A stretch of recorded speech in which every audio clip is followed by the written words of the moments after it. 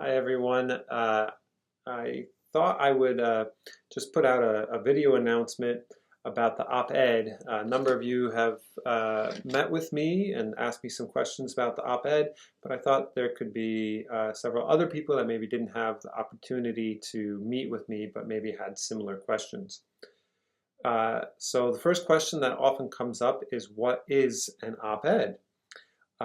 Simply put, an op-ed is an argument. Number one, very important, it's an argument, especially in this class, which means that it is making a claim or claims and supporting that claim or claims with evidence, right? It's giving reasons to accept a particular claim or set of claims. And an op-ed is an argument about a controversy of public interest. What does it mean to be public interest? Number one, it means that theoretically it's a controversy in which anyone could participate. Anybody theoretically could participate in responding to that controversy. It does not require specialized knowledge or a particular kind of training or education to engage in this controversy. And two, it is a controversy that requires collective action to address. So, for example, let's say I go to the store and I buy a product and I get that product home and I realize, oh, it's a faulty product. If I can just go to the store and I return it, there's no problem, or I contact the manufacturer and I tell them what's going on, and the manufacturer says, oh, okay, our apologies, we'll send you out a new one. That's not a controversy of public interest, right? Because it's something that I was able to resolve myself, right, through individual action. However, if something requires public action, collective action to address, that is an issue or a controversy of public interest. So for example, I went to the store and I bought that same product, but the store wouldn't take it back and the manufacturer refused to resolve the issue. And maybe beyond that, I learned that it's not just an issue that's affecting me personally, but it's actually affecting the thousands or the tens of thousands or whatever people who purchased that product. And maybe what's more, it's actually poses a danger. Well, now suddenly this is not a controversy that I can resolve on my own. This is a controversy that requires collective action. We would all need to get together and use our collective action to force the manufacturer, in this case, to do the right thing.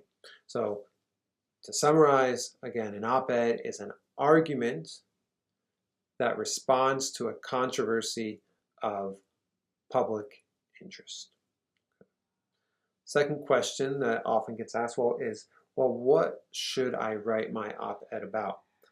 The op-ed, you may have noticed, is a highly variable and dynamic genre. You can write an op-ed about nearly anything. You can write an op-ed about what makes a particular movie good or bad, or a particular move a sports team makes as a good move or a bad move, whatever. From anything from there to an op-ed about, as Janine Capocruset does, about going to college as a first-generation student, or about how to talk about climate change with your relatives at Thanksgiving, all the way up to whether or not the United States is doing enough to meet its climate goals, for example, right? So it's a massively broad genre that can tackle a broad set of topics. Having said that, op-eds tend to be most effective when they're, number one, something that really interests the writer and that the writer cares about, whether it's because they have a personal stake in it or just because they really happen to be very interested in that thing. So I would recommend you choose something you're interested in. And number two, especially given that it's Wednesday afternoon and the op-ed is due at the end of the day Friday, it's not a whole lot of time. You're going to want to write about something, if you haven't started already, you're going to want to write about something that you have some experience with or a decent amount of knowledge about. You're not going to want to go out and have to do a whole bunch of research now. And generally speaking, if it's something you care about, you probably already have a little bit more experience with it or knowledge about it.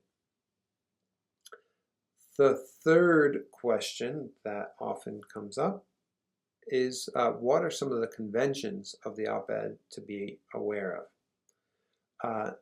The first thing there is that an op-ed typically uses informal prose. If we go back again to that definition of definition of an op-ed, since it's something that theoretically should be open to anybody, you don't want to use language that would be inaccessible to most people. That doesn't mean you have to use really basic language or anything like that. It just means avoid highly specialized language. Avoid jargon, right? If it's something that you need to be an engineer to understand, it's probably not the right language for the op-ed.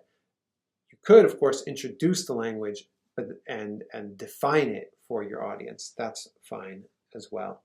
If you find yourself in a situation where it is an issue or a controversy of public interest, but it requires some knowledge of technical terms, you're going to want to introduce those technical terms. And then the second thing is, because it's such a versatile genre, you can really draw on a wide range of evidence as well. So the only thing is, make sure that you're drawing on the kind of evidence that's appropriate to the claim that you're making. So if you're making a claim that can be supported with personal experience, great, use personal experience. If you think the claim would be stronger by, maybe relaying some of the conversations that you've had with other people about it, you can draw on conversations with others as evidence as well. And then, of course, you can use published sources, available statistics, even visual sources, right? There's a whole range of things you can use as long as it's appropriate to the claim. One little caveat for our specific op-ed assignment, if you use a published source, I do ask that you cite it. And by that I mean, number one, make sure you have a work cited that you are including that citation in. I don't care if it follows so much MLA format. If you have a separate works cited page, it's fine. If you're good at MLA format and you know how to do it, go ahead and use MLA format. If you're like, ooh, I've never really done MLA format before, don't worry about so much that you're being correct with MLA format. Just have a works cited. And in the text itself, you're going to want to make it clear when you're drawing on some outside source. The best way to do that for an op-ed is not what you often see in an academic piece where all the information is in a parenthetical citation, right? Author, page number. Rather, it works better in an op-ed because it's an informal piece to just cite that source right in the sentence. So you could say something like, according to Dr. Lee, according to Dr. Lee's article, blah, blah, blah, blah, blah, whatever, right? Whatever Dr. Lee said in that article. So you include that in the sentence rather than having a parenthetical. However, if it comes from a certain page, you still want to use the page number in parentheses. That's it as far as questions. The last thing I did want to say, though, is that just a reminder that you do have the opportunity to revise your op-ed. So if you, turn in your op-ed on Friday, you're going to get feedback from me, and you can draw on that feedback from me to revise your op-ed for an improved grade. You're not required to revise. Typically, I build revisions in, but since we're in such a condensed class, you're not required to revise, but you have the opportunity to revise based on feedback. So don't worry right now about making it perfect or knowing exactly what you're doing in your op-ed. Just get the best draft together that you can, and then you'll get feedback from me, and we'll go from there. All right, that's it as far as what I have today. If you have any other questions, please email me. You can email me and ask the question right in the email, and I'll do my best to respond. Or you can email me and say, hey, I cannot make office hours. My office hours are typically Wednesdays at from 9 to 10. You say, hey, I work during that time, or I can't make it during that time. We can set up an appointment to meet at another time. So just don't hesitate to reach out if you have questions or need any help. All right.